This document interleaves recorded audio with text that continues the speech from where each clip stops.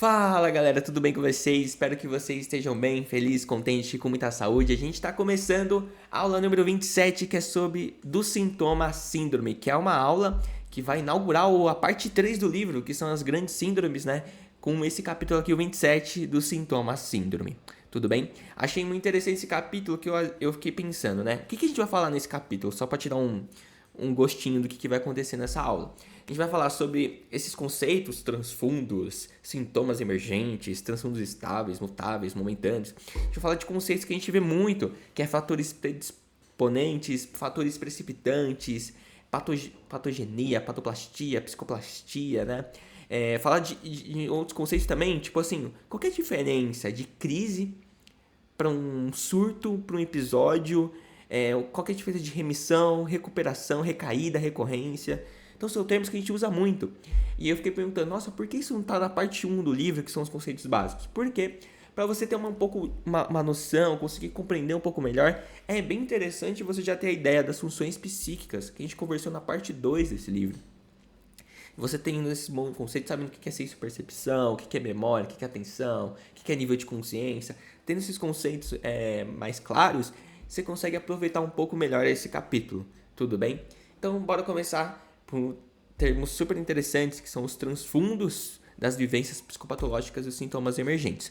De início de conversa, a vivência psicopatológica, ela pode ser dividida em dois aspectos, que é esse transfundos das vivências psicopatológicas e no 2, os sintomas específicos ou emergentes. Nós temos esses dois pontos, né? Então, a vivência psicopatológica pode-se adotar duas perspectivas, numa relação dialética. Nesse sentido, a dialética, né, é muito... É bem complexa, né, de se explicar, né? Mas no sentido aqui do livro, ele vai falar essa ideia, né, do figura-fundo, de uma coisa que é uma parte e um todo, de algo pontual e algo mais contextual. Então tem a ver essa dialética dessas duas perspectivas. Bora começar pelos transfundos ou ancoragens das vivências psicopatológicas. Ela é tipo algo mais um contexto geral do que está acontecendo. Influencia, né, nesse modo do sentido, da direção, da qualidade específica do sintoma que está emergente ali. Né? É o que está mais emergente. Aí você vai ter dois tipos. São os estáveis e os mutáveis, né? Os estáveis é mais da personalidade, da inteligência, que é interessante que a gente já viu nos capítulos sobre personalidade, inteligência, as funções psíquicas compostas, que eles são um pouco mais estáveis durante a vida, não tem de já ter tanta alteração. Já nós temos os mutáveis, né? Que a gente pode falar do nível de consciência, atenção, humor e estado afetivo. E aí, trazendo para o segundo ponto, que são os sintomas específicos emergentes, a gente já vai falar cada um detalhadamente, são aqueles que ocorrem e se desenvolvem de forma muito perceptível, delimitável. São vivências pontuais dos transfundos. Então, você tem os transfundos, que seria o todo, e aí você tem as partes, né? Que seria esses sintomas específicos. Tudo bem? Bora lá então. Falando do número 1 aqui, os transfundos das vivências psicopatológicas. Vou falar desse aqui agora, dos estáveis e duradouros, tudo bem? Não se perca aí. Bora lá. Sobre os transfundos estáveis. Como o nome já diz, é estável, são pouco mutáveis. E ele pode ser representado pela personalidade e pela inteligência. Falando da personalidade, o que a gente pode dizer? Que qualquer experiência que a pessoa tiver, alucinação, delírio, afeto, ganha uma conotação diferente a partir da personalidade específica do indivíduo. Então, por exemplo, se o indivíduo é um pouco mais passivo, vive de forma mais dependente, ele vai vivenciar esses sintomas de forma mais passiva. Da mesma forma, se a pessoa for muito explosiva, muito reativa, ela vai vivenciar os sintomas dessa forma também. Então, a personalidade vai guiar muito ali também a forma que ele sente esses sintomas. Já na inteligência, ela traz um contorno, uma diferenciação, uma profundeza de riqueza, de detalhes. Se o paciente é muito inteligente, ele pode produzir delírios ricos, complexos, cheio de vivências, dimensões conceituais e tudo mais. Já se o sujeito tem uma inteligência um pouco mais reduzida, pode até ter menos detalhes, ser mais superficial e ter uma pobreza ali nos conceitos. Tudo bem? Faz sentido. Bom, beleza. Falamos dos transfundos estáveis, duradouros, agora vamos para os mutáveis e momentâneos. O que a gente pode dizer dos momentâneos? que são representados pelo nível de consciência e atenção e pelo humor e estado afetivo de fundo. É muito interessante que nível de consciência e atenção estão bem ligados, né? Assim como todas as funções psíquicas. Lembra daquela ideia? Por exemplo, se estou estudando algo, eu preciso ter atenção, eu preciso estar ali focado naquilo, lendo aquilo focado. E para ter isso, eu preciso ter um bom nível de consciência. Lembra dos níveis de consciência? Eu tenho aquele mais alerta ali, que eu estou em vigília, acordado. Aí eu tenho um pouco mais, aí, abaixando um pouco o nível da consciência, já prejudica minhas funções cognitivas, já minha memória fica meio ruim, a atenção fica meio ruim ali e tudo mais. Abaixando mais até o mais, chega um momento que eu estou no sono. Sono é uma alteração também da consciência. Beleza? Beleza. E eles atuam decisivamente na determinação da qualidade e do sentido do conjunto das vivências psicopatológicas. Muito interessante, né? E o nível de consciência e de atenção estabelecem a clareza, a precisão, a nitidez dos sintomas que são emergentes. Tudo bem? E sobre o estado de turvação da consciência, alucinações auditivas, visuais, recordações e sentimentos são experimentados em uma atmosfera nebulosa, menos clara, é até confusa. Então faz todo sentido. Se a pessoa está num nível de consciência bom, ela ficaria atenta ali, perceptível. Se ela tem uma turvação desse nível de consciência, fica meio nebuloso, fica meio confuso o que está acontecendo. Tudo bem? Vamos falar sobre humor e estado afetivo. São momentâneos e passageiros e influenciam decisivamente no desencadeamento dos sintomas, né? E promove um colorido, um brilho específico para esse sintoma, né? Então, uma lembrança, uma alucinação, um delírio em um contexto ansioso ou irritado intenso pode ganhar dimensões próprias. Tudo bem? Então, você tem a questão da alucinação, por exemplo, mas se a pessoa estiver num contexto que ela está extremamente ansiosa, então vai mudar isso. Vai ser uma dimensão muito própria desse contexto ansioso do sujeito, tá? Aí você tem um exemplo também, que um estado depressivo grave, qualquer dificuldade cognitiva, qualquer dificuldade para lembrar, ou um pensamento recorrente, passam a ter uma importância enorme para esse sujeito, né? Ponto muito interessante. E aí, agora a gente vai para o outro lado, né, que são sintomas emergentes ou específicos, né? Ponto 2. O que é isso, sintomas emergentes específicos? São todas as vivências psicopatológicas mais destacadas, individualizáveis, que o paciente experimenta, tá bom? Vivências de todos os capítulos da psicopatologia geral. Então, aí vai entrar todos esses capítulos que a gente já viu, que são muitos, né? E incluem esferas que, diferentemente dos fundos e das ancoragens, que a gente acabou de ver, são elementos mais precisos, mais circunscritos, não são tão gerais, a gente consegue definir bem. Vamos dar um exemplo. Na alucinação, você tem lá aquela alteração, né? Na senso-percepção. No sentido determinado, na afetividade. Influencia a afetividade. No delírio, é uma alteração no juízo, né? Nas funções psíquicas. O pensamento obsessivo, qual que é a alteração psicopatológica? É no pensamento. Na paramnésia, tem a ver com a memória.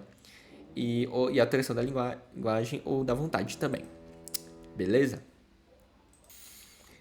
Agora, a gente vai falar um pouquinho sobre os componentes do surgimento, constituição e manifestação dos sintomas e dos transtornos mentais. Que nome grande, não é mesmo? Então, bora lá. Então, bom, em relação tanto aos sintomas quanto às síndromes, né, deve-se buscar esclarecer quais são os possíveis fatores predisponentes, fatores precipitantes e o surgimento dos transtornos mentais. Beleza? Então, bora lá entender cada um. A gente tem o Adolf Meyer, que ele vai dizer o seguinte. Olha só que interessante. Considera-se em psicopatologia que, ao lado dos fatores genéticos, gestacionais, perinatais, então assim, aquele fator que a criança já nasce com, os fatores genéticos, os fatores da gestação ali, que precedem o início propriamente dito da vida, em relação ao sujeito, estão os fatores predisponentes. Beleza. Então, antes de nascer, as pessoas carregam consigo uma vulnerabilidade constitucional, hereditariedade, constituição, para distintos transtornos. Olha só que interessante. Então, a gente não nasce zerado. A gente não nasce como todo mundo. Então, tem gente, já deve ter se perguntado, poxa, por que tem gente que é tão ansiosa? Às vezes tem pessoas que nasceram no mesmo lar, tiveram a mesma criação, e alguma pessoa é muito ansiosa, outra pessoa não é tanto. Por que será isso? Né? Por que será que, por exemplo, numa escola tem tanta diversidade? Por que será que em uma família tem tanta diversidade também, né? Por quê? Porque a gente não nasce zerado, a gente nasce com algumas predisposições. Tem até uma analogia, tipo, é como se a gente fosse, sei lá, um livro, sabe? Nós somos um livro e cada pessoa com esse livro tem páginas grifadas. O livro é o mesmo, o conteúdo do livro é o mesmo, só que algumas pessoas têm alguns grifos em algumas páginas, outras pessoas têm grifos em outras páginas. Então imagina que o meu grifo está na parte de ansiedade social. Eu nasci, né? Nasci assim. Porém, se eu sou submetido a situações sociais, eu tenho maior predisposição, eu tenho maior probabilidade de ter ansiedade social em comparado com as outras pessoas do universo. Entendeu? Beleza. Adiantei um monte de coisa aqui. Bom, vamos falar dos fatores predisponentes. O que é isso? O que são fatores predisponentes? Se configuram como uma articulação entre vulnerabilidade constitucional, né, aquela que você já nasce, e as primeiras experiências no início de vida, que ocorrem na primeira e na segunda infância, de 0 a 6 anos. E aí, esses fatores predisponentes têm uma carga genética muito forte, experiências emocionais na infância e na adolescência e condições pregressas da vida. E aí, o que ele faz? Ele sensibiliza o indivíduo para as diversas situações da vida que colocara e torna as pessoas mais ou menos vulneráveis para os fatores precipitantes. Então a pessoa ela fica, então imagine uma pessoa que ela tem uma carga genética, experiência emocional na infância e tudo mais sobre sobre ansiedade social. Então ela fica mais sensível a isso, entendeu? Mais vulnerável a no futuro ter ansiedade social, entendeu? Então beleza. E aí pode se incluir além da genética, tá? Não é só genética, não é, eu já nasci só com a genética. Então, é a genética sim, mas além da genética, também tem os eventos ocorridos nos primeiros anos de vida. Isso entra como fator predisponente, como por exemplo, a morte de um dos pais, né? Qualquer tipo de violência física, mental, negligência física também, ou emocional, entre outros. Isso impacta significativamente nos primeiros anos de vida, né? É claro que depende da forma que acontecer, mas tem um grande potencial de impactar. E os fatores predisponentes tornam as pessoas mais ou menos vulneráveis à ação dos fatores precipitantes. Tudo bem? Vamos falar sobre fatores precipitantes, então. Falamos dos fatores predisponentes, agora vamos falar dos precipitantes. O que a gente tem a dizer sobre esses fatores? É o seguinte, são os estresses, as perdas, os fatores atuais ou mais recentes, tá? Também chamados de eventos da vida. São geralmente eventos estressantes e ou traumáticos que ocorrem em proximidade ao deflagramento do transtorno mental. Então imagina que chega um determinado momento que eu descubro que eu tenho ansiedade social. E aí teve algum evento estressante, algum marcante, uma apresentação de seminário que o professor foi lá e fez uma pergunta, não soube responder, e isso tem uma certa proximidade, e no futuro eu consegui ter ansiedade social, entendeu? Então assim, ocorre em proximidade ao deflagramento do transtorno mental, beleza. Então você tem outros exemplos, tipo a morte de uma pessoa próxima, uma briga com um familiar, uma separação conjugal, uma traição, né, um casamento, briga com amigos, desemprego, mudança no trabalho, no estudo, né? Às vezes tem uma nova notícia, aquela pessoa às vezes sonhava em estudar numa faculdade nos Estados Unidos, ela viaja e ela entra em outra faculdade, descobre que não sabe um monte de coisa, aí isso desencadeia um monte de coisa, aí a pessoa entra num episódio depressivo, por exemplo, a pessoa tá na faculdade dos sonhos e tá com um episódio depressivo, né? E aí tá ali, né? Interessante. Perda ou ganho financeiro, reprovação escolares, entre outros. Temos diversos fatores que podem ser precipitantes. E aí, você vai ter essa associação entre a vulnerabilidade constitucional, aquela parte genética no início da infância, e os fatores predisponentes. E ocorrem sempre um sujeito com uma história de vida específica, tá? E essa história de vida específica é uma história totalmente única, totalmente dele, só ocorre uma vez, em um contexto socioeconômico, em um contexto político, cultural determinado, em um certo período histórico, que é só dessa pessoa. E a história de vida de um sujeito relaciona-se também com um projeto de vida também, né? Que é alguns conceitos que a gente também utiliza. Beleza. A gente tem um fator também, um nome que muitas pessoas aderiram já, que é o termo resiliência. Resiliência entra aí também, que é o quê? É a capacidade de absorver e lidar com os fatores precipitantes, que é fundamental no processo de saúde e doença no campo da psicopatologia, tá? Beleza, pessoal. Sabendo disso, a gente vai para um outro tópico, que são as manifestações dos transtornos mentais. Que desde o século XIX, né, os clínicos têm percebido que nem todos os aspectos da manifestação de uma doença derivam diretamente do processo patológico base. Existem outros fatores aí. E aí que a gente vai juntar uma complexidade, que às vezes pessoas falam, transtornos mentais é só biológico, é só social, é o quê? E aí a gente vai trazer um pouco de camadas de complexidade para entender os fenômenos psicopatológicos. Bem interessante esses conceitos para a gente usar.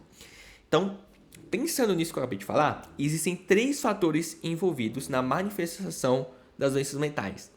Então, basicamente, eu vou dizer que vai ter fatores sociais envolvidos, vai ter fatores da história de vida, vai ter fatores genéticos e predisponentes, precipitantes, vai ter tudo isso aí. É basicamente isso. Então, vamos lá. Vamos começar pelos fatores patogenéticos ou patogênese. O que quer dizer isso? Está mais a definição, né, que está mais relacionado à manifestação dos sintomas diretamente produzidos pelo transtorno mental base. Tá? Então, são a manifestação dos sintomas diretamente produzido pelo transtorno mental. Tá? Por exemplo, a pessoa tem um humor triste, o desânimo e a inapetência relacionadas à depressão ou às alucinações auditivas e a percepção delirante relacionada à esquizofrenia. Então, a pessoa está triste, está desanimada. Isso é uma manifestação desse sintoma, de estar triste, que está diretamente relacionado à depressão. Então, manifestação de sintomas diretamente produzidos pelo transtorno mental. Beleza. Isso é o fator patogenético, patogênese. Temos o fator patoplástico, né? Plástico é um nome diferente, né? Fator patoplástico. O que é isso? Inclui as manifestações relacionadas à personalidade pré-mórbida do paciente. Então, a personalidade que ele tinha antes, né? Que ainda tem, né? Mas a personalidade antes que ele tinha do transtorno mental. E aí você vai incluir um monte de coisa, né?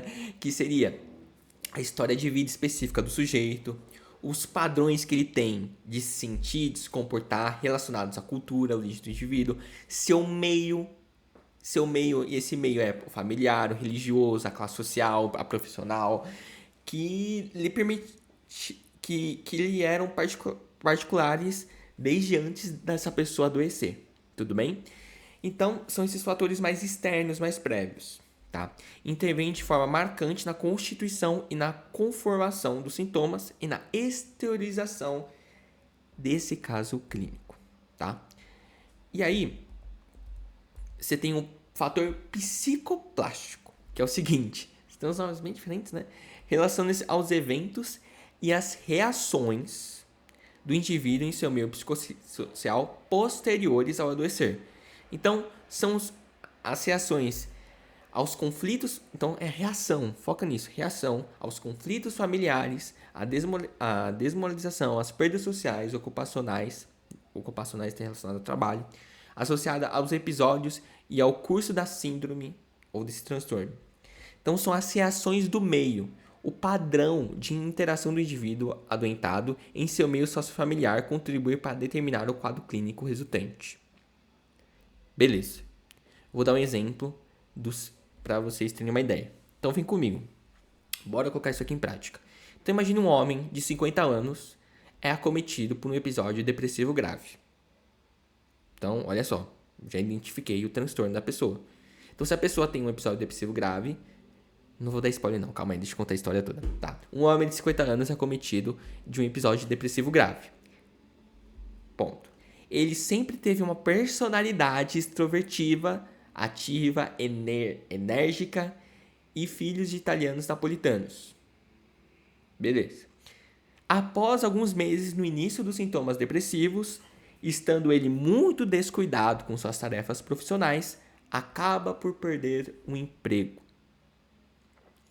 Desafio para você agora. Coloca aqui onde entra a patogênese, o psicoplástico e o patoplástico. Onde entra cada um. Dá uma pausa e agora eu vou dar a resposta para vocês. Em 3, 2, 1. Beleza. Bora entender. Patogênese, patogénética é a mesma coisa, tá? Então, assim, um homem de 50 anos acometido por um episódio depressivo grave. Vamos entender o fator patogenético daí. Então, a pessoa vai ter, por ter depressão grave, ele vai ter um humor triste, perda de apetite, anedonia. Podem ser atribuídos a esses fatores patogenéticos, tá? Lembrando que a depressão, né, tem os 2 critérios principais, e aí tem, acho que 9 outros critérios, que dentro dos 9 tem que ter 5, então tem que olhar certinho lá. Não necessariamente a pessoa precisa ter, por exemplo, falta de apetite. Show, beleza. Então, você tem esse fator patogenético, né? Que o humor triste, a perda de apetite, anedonia, nesse caso. Aí tem outro que eles vão trazer. Ele sempre teve a personalidade extrovertida. Personalidade pré-mórbida é o quê? Patoplástico, tá? Ativa, enérgica e filhos italianos napolitanos. Então, essa manifestação dramática e demonstrativa dos sintomas depressivos ficam por quê? Por conta dos fatores patoplásticos. Beleza. Eu vou falar. Após alguns meses do início dos sintomas depressivos, estando ele muito descuidado, essa parte de estar descuidado, de não conseguir fazer suas tarefas, é a reação que ele tem perante ao que ele está, o transtorno. Então, essa sensação de fracasso, de inutilidade, de desmoralização diante da vida são fatores psicoplásticos. Deu para entender, gente? Espero que sim. Então, aqui a gente conseguiu aplicar os 3 conceitos em um exemplo. Tudo bem? Qualquer coisa, coloca nos comentários que a gente pode conversar mais. Bom, vamos falar sobre a diferença de algo crônico de algo agudo. Nossa, muito interessante essa definição. É bem importante. Então, a evolução temporal dos transtornos mentais. Detalhe, estamos falando de temporal. Então, você vai pegar um aspecto temporal. Então, segundo a concepção psicopatológica com base na patologia geral e na escola jasperiana, nós temos os cursos longitudinais dos transtornos mentais. Então, pega a linha do tempo. Então, curso longitudinal, de acordo com a linha do tempo, né? Nos primeiros anos de vida até o último, entendeu? Curso longitudinal. Então, a gente vai fazer uma análise de tempo, tá? Então, os cursos longitudinais dos transtornos mentais crônicos são de 2 tipos, de processo e de desenvolvimento. Fechou? Já os fenômenos agudos ou subagudos, com caráter episódico, se classifica em crise, reações vivenciais, fases e surtos. Beleza? Beleza. Tudo isso é temporal. Então vem comigo que eu vou te explicar. Bom, os tipos de evolução quadro psiquiátrico, segundo o Carl Jaspers e o Kurt Snyder. Não sei se é assim se fala. Então vamos pegar a dimensão temporal. A gente tem a dimensão temporal crônica e aguda. Ok, tudo bem? Tudo bem. Vamos pegar o crônico. O crônico, quando ele é psicologicamente compreensivo, eu vou chamar de desenvolvimento. Né? Tem uma conexão de sentido. O crônico, quando ele não é compreensível psicopatologicamente, eu vou chamar de processo ou ruptura na linha vital. Tá? Beleza. Então, quando é psicologicamente compreensível, é conexão de sentido, eu vou chamar de desenvolvimento. Quando não compreensível psicologicamente, ruptura na linha vital, eu vou chamar de processo, tá? Então, crônico, ele pode ser desenvolvimento ou processo. Tudo bem? Tudo bem. Já o agudo, olha só, ele, quando psicologicamente compreensível, se chama de reação vivencial. E o agudo, quando não compreensível psicologicamente, eu chamo de fase ou surto. Tudo bem? Deu pra entender? Show. Então, vamos entender cada ponto. Dentro do crônico, a gente tem o processo. O que é o processo? O processo refere-se a uma transformação lenta indiciosa da personalidade. Decorre de alterações psicologicamente incompreensíveis, muitas vezes de natureza endógena, né? Ele é irreversível, detalhe esse ponto, porque os outros vão ser reversíveis. Esse é irreversível, o processo é irreversível e tem uma natureza meio neurobiológica, né? Uma natureza corporal. E o processo, o que ele acontece? Ele rompe a continuidade do sentido normal do desenvolvimento biográfico de uma pessoa. Vou te dar um exemplo. Imagine, né, para caracterizar a natureza de um quadro esquizofrênico de evolução insidiosa. O que é isso? Aparentemente lenta, sem sinais e sintomas alarmantes graves. Então, o que você tem? Uma pessoa de quadro esquizofrênico que lenta e radicalmente se transforma a personalidade do sujeito cometido. Então, essa pessoa com quadro esquizofrênico, ela entra nesse processo que tem como característica ser irreversível, lenta. A gente às vezes não consegue ver uma mudança abrupta, então é de forma lenta e irreversível na personalidade da pessoa. Beleza. Falamos do processo, agora vamos falar sobre o desenvolvimento. O que é? Refere-se à evolução psicologicamente compreensível de uma personalidade. É evolução que pode ser normal, e quando é normal, a gente chama, configurando de distintos traços de caráter do indivíduo, tá? Quando é normal. E quando é anormal, é determinado os transtornos da personalidade e das neuroses, né? Nesse caso, há uma conexão de sentido, uma trajetória compreensível ao longo da vida, né? E aí fala-se, então, desenvolvimento histriônico e desenvolvimento hipocondríaco, por exemplo, tá? Beleza. E saiu pro último, gente. E o slide parou. O que é isso? Então, só retomando essa questão, né? O desenvolvimento dessa evolução psicologicamente compreensível. Já por outro lado, no processo, é algo que rompe, algo mais que afeta muito, né? E é algo irreversível, beleza? E muitas vezes, alterações, o processo é mais psicologicamente incompreensível, já o desenvolvimento é algo natural, tem uma tendência, né? É uma evolução psicologicamente mais compreensível, tudo bem? Vamos agora falar dos fenômenos agudos, tá? Só retomando aqui, a gente vai ter dois tipos de classificação temporais, que são os cursos longitudinais dos transtornos mentais e os fenômenos agudos, tá? No curso longitudinal tem o processo de desenvolvimento e nos fenômenos agudos temos esses 4 aqui. Tudo bem? Tudo bem, é o que está nessa tabela. Tudo bem, galerinha? Então vamos falar da diferença entre crise, reação vivenciais, fases, surtos. Bem interessante isso aqui. O que é uma crise? O que é um ataque? Uma crise de ansiedade. O que é isso? Crise tem um surgimento e um término abrupto. Então tem começo, meio e fim, tá? A duração pode ser de segundos, minutos e raramente de horas. Utiliza-se o termo crise ou ataque para fenômenos como crises epiléticas, crises ou ataques de pânico, crises dissociativas, crise de agitação psicomotora. É muito interessante estar por dentro dos termos utilizados, que isso pode mudar, tá? Bastante. Bom, temos também a reação de vivência anormal. O que é isso? É um fenômeno psicologicamente compreensível, desencadeado por eventos vitais significativos para o indivíduo que experimenta, tá?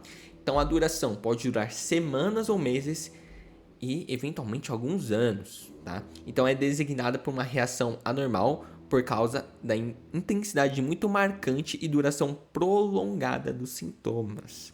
Ocorre geralmente em personalidades vulneráveis, predispostas a reagir de forma anormal a certas ocorrências da vida, tá? E aí, passada essa reação vivencial que acontece, o indivíduo retorna ao que era antes. Então, a reação vivencial ela tem uma característica que tem essa reação, mas depois retorna ao que o sujeito era antes. Sua personalidade não sofre ruptura, pode empobrecer-se ou se enriquecer, mas não se modifica radicalmente. Então, não afeta radicalmente a personalidade. Ok. Vou dar um exemplo para você. Após uma morte de uma pessoa próxima, ou a perda de um emprego, a separação conjugal, o indivíduo reage apresentando sintomas depressivos, sintomas fóbicos ou paranoides. Então, imagina, aconteceu uma morte de alguém familiar e a pessoa entra em estado depressivo. E aí, é compreensível ela entrar nesse estado depressivo, tá? Beleza. E aí, depois desse luto, né? Essa pessoa tem a remissão disso. E aí, desses sintomas. O indivíduo retorna ao que era antes. Tudo bem? Tudo bem. Aí vamos para outra definição, que é a fase. O que é uma fase? Muitas vezes, quando a gente fala de fase, a gente está falando, muitas vezes, do que acontece nos períodos de depressão e de mania, nos transtornos afetivos, na bipolaridade, por exemplo. Então, você tem a fase maníaca, a fase depressiva, a fase hipomaníaca, por exemplo, né? Então, no transtorno bipolar, no transtorno depressivo recorrente, tá? A duração pode durar meses, semanas, menos frequente anos, e há sempre uma recuperação total, tá? Passada essa fase, o indivíduo retorna ao que era antes dela, né? Sem alterações duradouras na personalidade, ou seja, não há sequelas na personalidade. Beleza. Agora a gente vai pro surto. Surto, que é um termo um pouco pesado, né? Bem complicado esse termo, que é quando ocorre uma ocorrência aguda. Se instala de forma mais ou menos repentina, fazendo eclodir uma doença de base endógena, que não é compreensível psicologicamente. E aí, o surto tem como característica trazer sequelas irreversíveis, danos à personalidade, ou à esfera cognitiva e ou afetiva do indivíduo. Vou te dar um exemplo.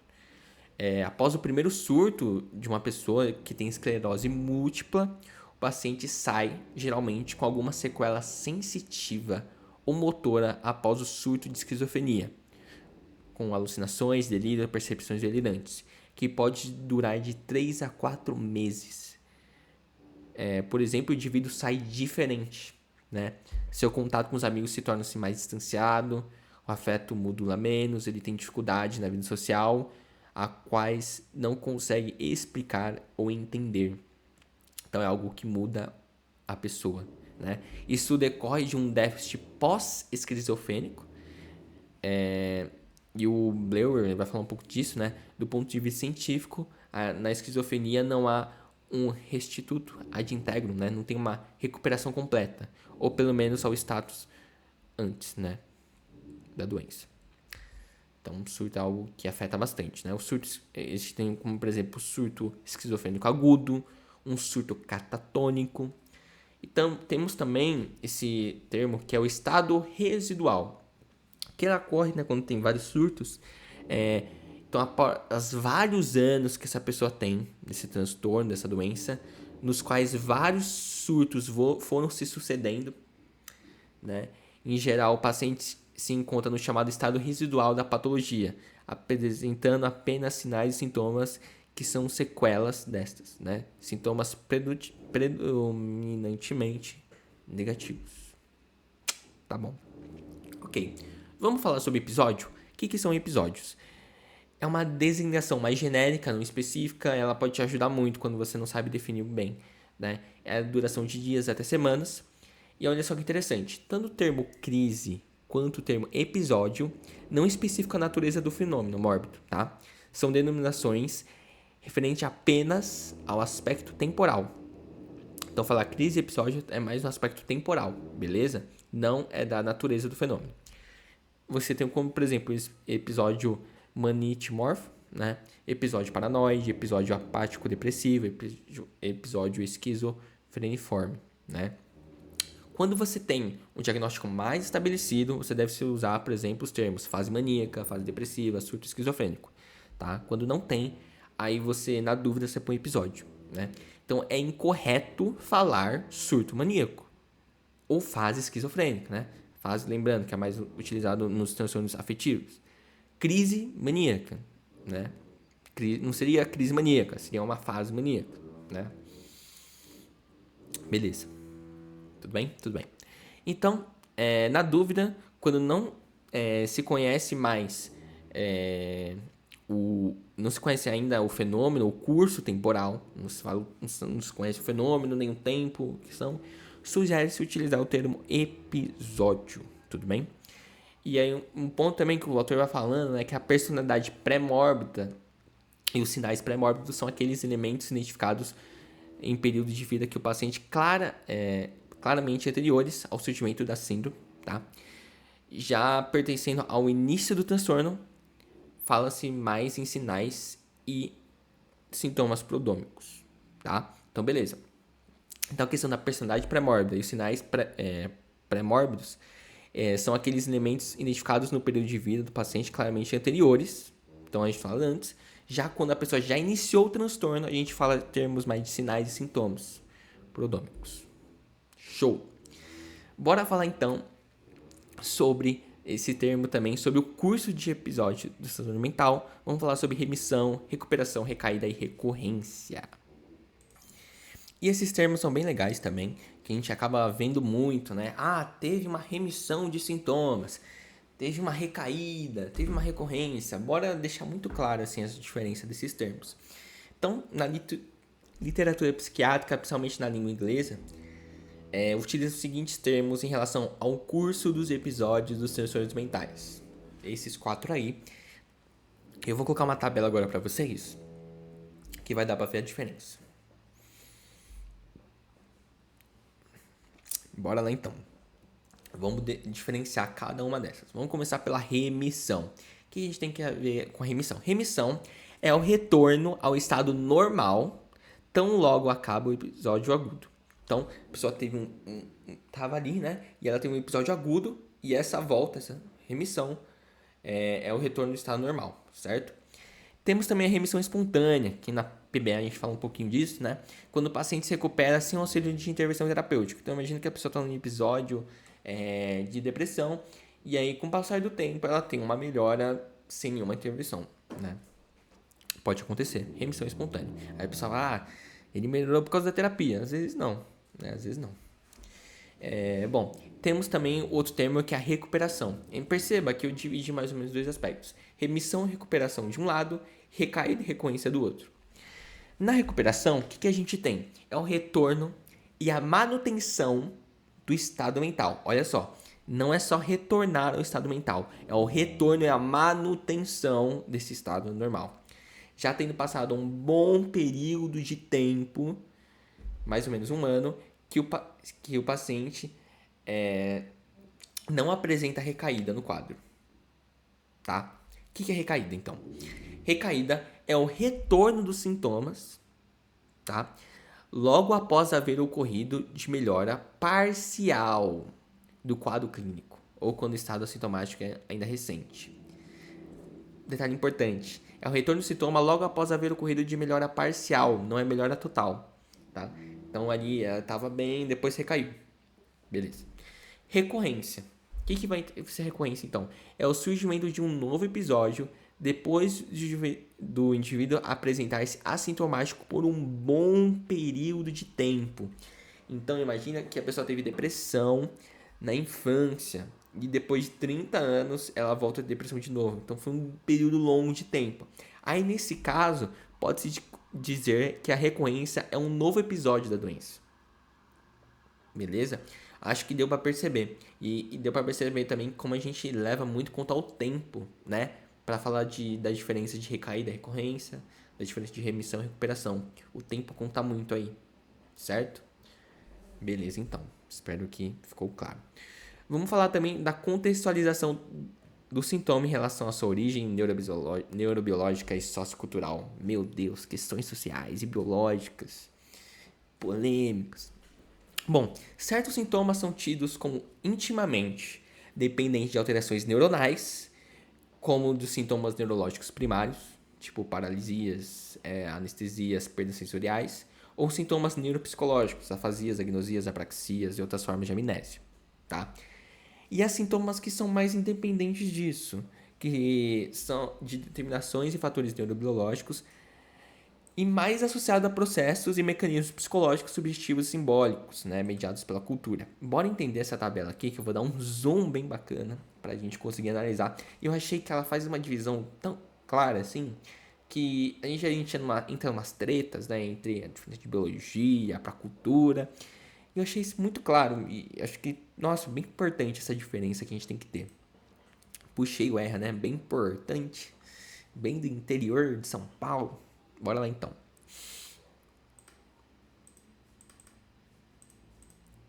E eu acabei de descobrir que um slide tá faltando, gente. Eu já vou arrumar, calma aí. Mas beleza, um slide tá faltando, eu já vou arrumar. Bom, vamos começar no... Ó, você tem a posição dos fenômenos da psicopatológica em relação à dimensão biológico-cerebral e a dimensão psicológico-subjetivo-cultural. E a gente vai dividir isso aqui, né? No plano sintomático, tipo e qualidade específica de sintomas. Vamos começar. No primeiro nível, temos 4 níveis. No primeiro nível tem o nível neurológico. E aí são sinais, sintomas, síndromes sensitivo-motoras da neurologia clássica, né? Sinal de Babinski, que é aquele que você pega o pezinho, você faz um negócio assim, aí o pezinho tem que virar para lá. Enfim, cegueira cortical, lesão na área visual primária. Isso aí, sei lá, uma pessoa que tem essa questão dos reflexos, né? Você vai mover o pezinho da criança e ela não mexe. Isso tem alguma coisa cultural? Não tem, né, gente? Então área envolvida são áreas sensitivas motoras, primárias e secundárias. É muito mais cérebros e pouco mente, né? Então, uma relação muito íntima com o plano biológico. Tende a ser universal, com pouca plasticidade, independente da história de vida, da cultura. Então, não importa a história de vida da criança, a cultura da criança. Se o pezinho não movimentar, não tem nada a ver, sabe, gente? É totalmente biológico. Beleza. Acho que aqui ninguém tem dúvida, né? Na questão de se é cultural ou não, biológico ou não. Bom, a gente tem o segundo nível, que é o nível neuropsicológico. Aí que a coisa vai ficar um pouco mais sofisticada. Que são sinais, sintomas neuropsicológicos clássicos, né? Afasia, agnosia, apraxia, sintomas esquizofrenia-negativos, estado alucinatório, sintomas psicóticos primários, alucinações audioverbais. Então, entra mais as áreas secundárias, terciárias, tempo, parietal-subtais.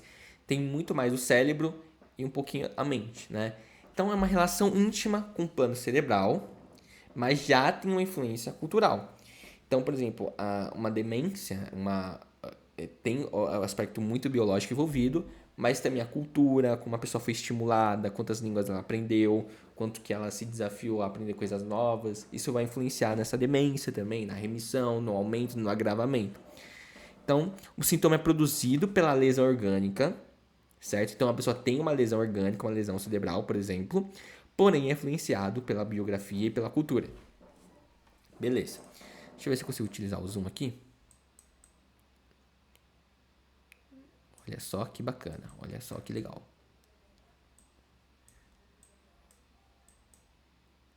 Foi. Será que mais um pouquinho de zoom? Show.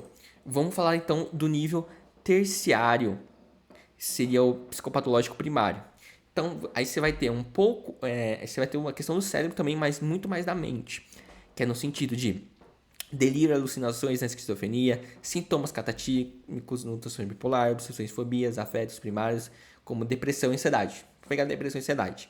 Existe uma relação mais equilibrada entre o biológico e o cultural. Os sintomas são produzidos pela interação entre alterações cerebrais patológicas, ainda tem alteração patológica cerebral, e também vai ter uma grande influência da biologia e da cultura. Aí, beleza. Aí a gente tem várias polêmicas, né? Aí também tem um 4 nível, que é o psicopatológico secundário, né? Que aí você tem uns sintomas afetivos secundários, conflitos emocionais, aspectos da personalidade, reações à personalidade como transtorno bipolar, transtorno obsessivo compulsivo e tudo mais. E aí tem muito mais a força da mente do que do cérebro. Então tem uma relação íntima com a cultura, com a biografia da pessoa e menos com determinadas áreas cerebrais. É muito interessante, né? Que os achados cerebrais ali e tudo mais, exames, não vai ter um exame que vai te mostrar que você tem toque, né?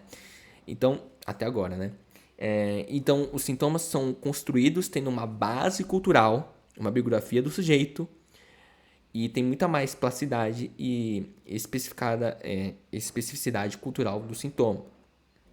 Então, sei lá, uma pessoa que ela tem, tudo que ela faz, ela precisa fazer um trabalho, ela trabalha com,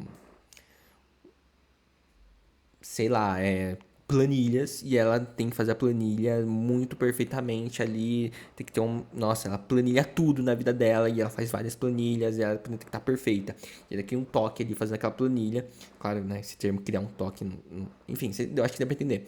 E aí, então, tem muito a ver com cultura, porque a cultura ali está inserida numa empresa, essa empresa tem metas, sei lá o que, sei lá o que, assim, e o trabalho dela envolve fazer planilha, então tá tudo inserido naquilo, né? Beleza. E entra aqueles fatores predisponentes,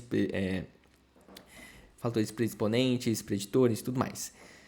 Beleza? Pessoal, então chegamos até o fim aqui. Espero que vocês tenham gostado dessa aula. Essa aula número 37. 37 não, 27. E aí a gente vai ter o último capítulo, capítulo 28, né? Espero que vocês tenham gostado. Lembrando que a gente tem aquele resuminho maroto no Instagram, não, no Telegram. E vocês podem ter acesso ali gratuitamente, tá bom? Muito obrigado por acompanharem até aqui. Até a próxima e tchau.